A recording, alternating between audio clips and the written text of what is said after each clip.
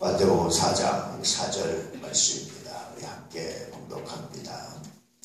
예수께서 대답하여 이르시되 기록되었을 때 사람이 떡으로만 사는 것이 아니요 하나님의 입으로 나오는 모든 말씀으로 살 것이라 하였느니라 하시니. 세례요한에게 세례를 받으신 다음에 성령에 이끌려서 광야로 가시죠.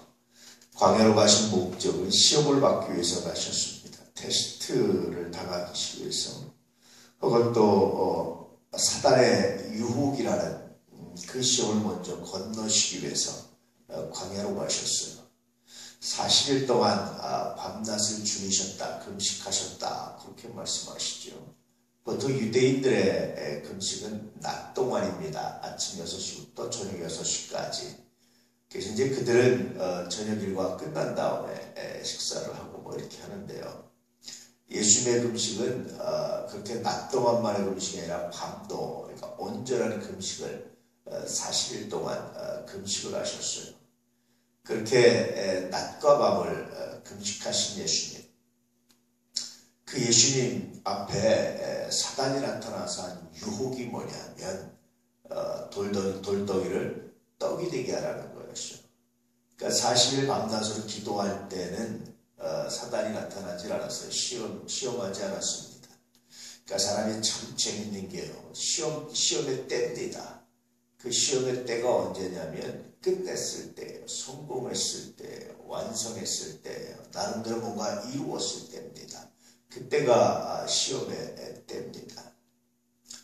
여러분 40일 밤낮으로 금식 기도하고 그러면 얼마나 이게 사람이 인간적으로 본다면 그 성취감이라든지 그 어떤 알지 못하는 그 굉장히 놀라운 본인만의 만족감, 은혜 이런 것들이 있잖아요.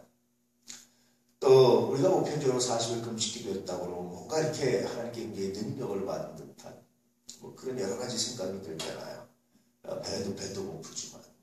그럴 때 사단이 나타나서 예수님께 유혹한 것이 뭐냐면 돌덩이가 떡이 되게 해라. 그 지금 배고픔을 빨리 면하라 라고 말하고 있는 거죠. 그때 예수님께서 하신 말씀 뭡니까? 사람이 떡으로만 사는 것이 아니다. 지금 내가 배고프고 40일 밤낮 중에서 배고프지만 그러나 여전히 사람은 나에게는 떡도 물론 필요하지만 내가 떡도 먹을 것이지만 그러나 떡보다도 중요한 게 있다라는 겁니다. 그게 뭡니까? 그것이 바로 하나님의 말씀이다. 두 번째 시험은 뭐였습니까? 성전 높은 곳에 들어가서 꼭대기에 세워놓고 뛰어내리라. 하나님이 너를 발에 부딪히지, 땅에 부딪히지 않도록 하나님 너를 지켜주실 것이다.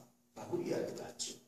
기적을 행하라는 겁니다. 많은 사람들 앞에서 성전 꼭대기가 그렇잖아요. 많은 사람들이 모이는데도 거기서 기적을 행하라는 거예요.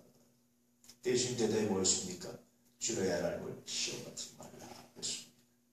세 번째 시험 뭐였습니까? 높은 산에 올라가서 천하만국의 영광을 보여주고 나한테 경배해라. 그럼 내가 이 모든 걸 다 너한테 주겠다라고 말씀하시죠. 그때 예수님의 대답은 뭐였습니까? 사단아 물러가라. 오직 하나님만 경배한다라고 이제 그렇게 말씀을 하시죠. 사실 이 사단의 세 가지 시험은 오늘날 현대인들이 가장 중요하게 생각하는 것들이죠. 먹을 것. 또 높은 곳에서 뛰어내리는 것은 뭡니까? 여러분 일종의 능력이죠. 그 다음에 세 번째는 뭡니까? 천하만국의 영광은 명예라든지 권력이죠. 이런 것들을 예수님께서 과감하게 거절하십니다. 사단이 주는 것은 그것도 또 받지 않겠다라는 것이죠. 그러니까 예수님께서는 떡이라든지 뭐 능력이라든지 이런 어떤 이런 것들 전체가 싫은 게 아니라 사단이 주는 걸 싫다는 거예요. 그 어떤 것도. 그것은 온전하지 않다. 그것은 하나님을 배반하는 것이다. 하나님을 시험하는 것이다. 라는 이제 그런 생각들을 갖고 계시죠. 그래서 오늘 첫 번째 말씀도 마찬가지지만 여전히 세 가지 모두에 공통된 게 하나 있습니다. 그것은 뭡니까? 아버지 하나님에 대한, 하늘 아버지에 대한 그런 지극한 마음입니다. 하늘 아버지가 주시는 것이 아니면 싫다. 그런데 하늘 아버지가 주시는 것이라면 십자가도 좋다라는 거예요. 이런 의미가 나타나 있습니다. 참 재밌죠. 여러분 어떻습니까? 하나님이 주시는 것인데 십자가였고 사단이 주는 거였는데 풍부한 먹거리와 명예와 능력과 부와 권세와 이런 것들이라면 여러분 둘 중에 뭘 택하겠습니까? 그런데 예수님은 사단이 주는 건 싫다는 거예요. 그런 것은 아무리 좋은 것도 싫다. 그러나 하나님이 주시는 것이라면 하나님의 뜻이라면 십자가도 좋고 죽기까지 순종하겠다라는 것을 말씀하시고 있어요. 이게 예수님의 마음이에요. 그 첫걸음이 어디 있느냐? 떡이 아니라 말씀으로 산다는 겁니다. 결국 일용할 양식의 진짜 의미는 뭐냐? 그건 영적인 의미는 육적인 양식보다도 뭐였습니까? 영적인 양식, 만나를 말하는 거예요. 우리가 말씀을 만나 혹은 영적인 양식이라고 말하는데 정말 우리에게 중요한 것은 영적인 양식입니다. 이 만나가 영적인 양식이 우리를 살게 합니다. 정말 중요한 것입니다. 이 만나로 말미암아 우리에게 깨달아지는 것이 있다라는 거예요. 인생의 진리를 깨달아지고 또 하나는 뭡니까? 사단이 주는 그 어떤 화려함과 그 어떤 부와 명예도 의미 없다라는 것을 깨닫는 거예요. 그러나 하나님이 주시는 것은 십자가도 의미가 있고 내가 고통당하는 것 같지만 그것이 하나님의 은혜고 하나님의 능력이고 하나님의 선물이고 하나님의 사랑이라는 사실을 깨닫는 겁니다. 그 깨닫는 방법 중에 하나가 뭐냐면 만나를 먹을 때 가능한 거예요. 영적인 양식을 먹을 때 가능한 거예요. 오늘 여러분 일용할 양식을 주시고 구하는데 무엇보다도 하나님 하늘의 양식 영적인 만나 말씀을 먹게 해주십시오.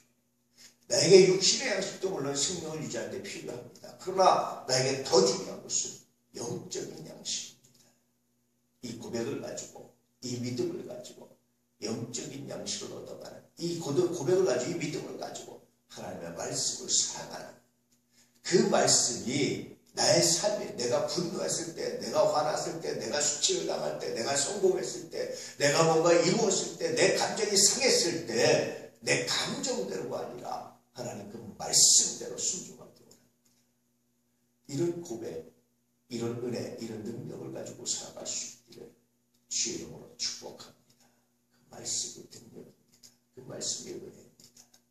그래서 여러분 판단보다 생각보다 지식보다 감정보다 말씀을 우선합니다. 이게 사람이 말씀으로 산다라고 말할 때 의미입니다. 얼마나 배고프셨겠어요. 완전한 하나님이시지만 동시에 완전한 인간이셨는데 얼마나 배고프셨겠어요. 그럼에도 불구하고 자신의 배고픔, 자신의 필요, 자신의 감정이 아니라 하나님의 말씀으로 산다. 하나님 말씀도 중요하다고 고백했던 이 고백이 오늘 우리의 고백이 되는 이 고백이 오늘 우리의 신앙이 되는 이 고백이 오늘 우리의 결단이 되는 거룩한 역사가 믿음 가운데 있기를 주여